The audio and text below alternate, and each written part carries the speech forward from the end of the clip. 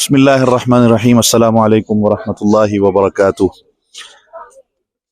عجیب ظلم کی داستان جہاں پر ہوتی ہے، آپ صلی اللہ علیہ وسلم کے ساتھ طائف کے اوباش لڑکے جب آپ صلی اللہ علیہ وسلم پر پتھروں کی بارش کرتے ہیں، آپ صلی اللہ علیہ وسلم تھوڑی دیر سانس لینے کے لیے، آرام کرنے کے لیے جس جگہ پہ رکتے ہیں، یہ وہ جگہ ہے۔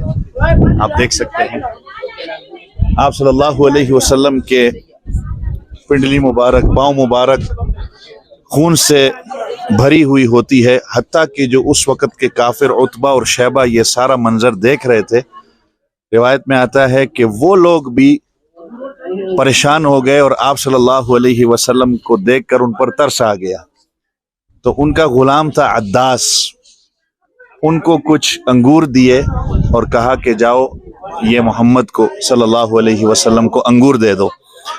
تو آپ صلی اللہ علیہ وسلم کو اس عداس نامی شخص نے جب انگور پیش کیے تو آپ صلی اللہ علیہ وسلم نے بسم اللہ پڑھ کے جب انگور تناول فرمائے تو اس عداس نامی شخص نے پوچھا کہ آپ نے یہ کیا پڑھا ہے؟ کہا میں نے اللہ کا نام لیا ہے۔ تو عداس نامی اس شخص نے آپ صلی اللہ علیہ وسلم کے ساتھ بیٹھ کر بات کی، تو آپ صلی اللہ علیہ وسلم نے پوچھا تم کہاں سے ہو؟ تو انہوں نے کہا میں نینوے علاقہ ہے۔ تو آپ صلی اللہ علیہ وسلم نے کہا کہ وہ جو یونس کا علاقہ تھا، کہا بالکل میں اس علاقے سے ہوں۔ تو آپ صلی اللہ علیہ وسلم سے پوچھا کہ آپ کیسے یونس کو جانتے ہیں؟ تو آپ صلی اللہ علیہ وسلم نے فرمایا کہ میں بھی اللہ کا نبی ہوں، وہ بھی اللہ کے نبی تھے، وہ میرے بھائی ہیں۔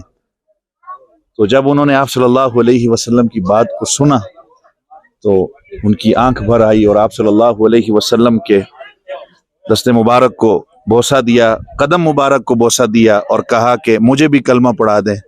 تو آپ صلی اللہ علیہ وسلم کے ہاتھوں جب وہ مسلمان ہوئے تو عتبہ اور شیبہ یہ سارا دیکھ رہے تھے اور کہا کہ یہ دیکھو کہ یہ بھی اب جادو کے اندر گرفت ہو گیا، یعنی نعوذ باللہ محمد کا جادو اس پر بھی چل گیا، اب یہ بھی مسلمان ہو گیا ہے۔ تو لہٰذا یہ مسجد انہی صحابی کے نام سے، حضرت عداس رضی اللہ عنہ تھے، انہی کے نام پر یہ مسجد آج باقی ہے۔ اور یہ باغات اور ویجیٹیشن آپ یہ سارا دیکھ رہے ہیں، اسی طرح آج موجود ہے۔ اور یہ وہی جگہ ہے طائف کی جہاں آپ صلی اللہ علیہ وسلم نے آرام کیا۔ اب ہم چلتے ہیں مسجد الرسول کی طرف، جہاں آپ صلی اللہ علیہ وسلم تھوڑی دیر بیٹھے تھے، اور اس کے بعد ایک مسجد علی ہے رضی اللہ عنہ۔ اب ہم اس طرف چلتے ہیں۔